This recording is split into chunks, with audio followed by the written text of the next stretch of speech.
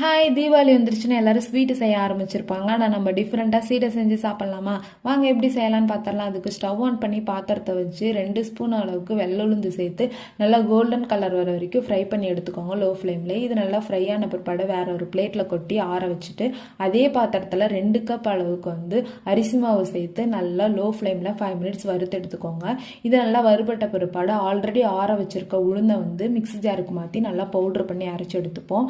அடுத்தது அரைச்செடுத்த பிற்பாடு ஒரு சல்லடை வச்சு நம்ம வறுத்து வச்சிருக்க அரிசி மாவையும் பவுடர் பண்ணி வச்சிருக்க உளுந்தையும் சேர்த்து நல்லா சளிச்சு எடுத்துப்போம்.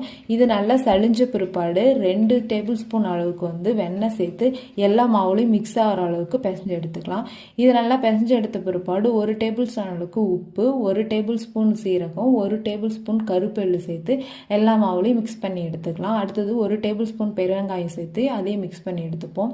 இது நல்லா மிக்ஸ் பண்ண பிற்பாடு தேவையான அளவுக்கு தண்ணி கொஞ்சம் கொஞ்சமாக ஊற்றி சப்பாத்தி மாவு மாதிரி பிசைஞ்சு எடுத்துக்கோங்க. இந்த அளவுக்கு பிசைஞ்சு எடுத்த பிற்பாடு அப்புறம் குட்டி குட்டி பால்ஸாக உருட்டி போட்டுக்கலாம். இந்த மாதிரி திரட்டி எல்லா மாவும் ஈக்குவலாக உருட்டி எடுத்துக்கோங்க. அப்போ தான் ஆயிலில் போட்டால் ஈக்குவலாக ஃப்ரை ஆகும். இந்த மாதிரி உருட்டி எடுத்து நம்ம ஆல்ரெடி காய வச்சுருக்க ஆயிலில் ஒவ்வொரு பால்ஸாக போட்டு எடுத்துக்கிட்டிங்கன்னா நம்ம சூப்பரான உப்பு சீடை ரெடி ஆகிடும்.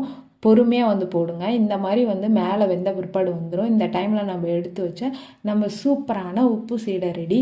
மறக்காமல் ட்ரை பண்ணி பாருங்கள். குழந்தைங்க சூப்பராக விரும்பி சாப்பிடுவாங்க. அப்படியே நம்ம வீடியோ பிடிச்சிருந்துச்சா லைக் பண்ணுங்கள். மறக்காமல் நம்ம ஐடியா ஃபாலோ பண்ணிக்கோங்க. பாய்.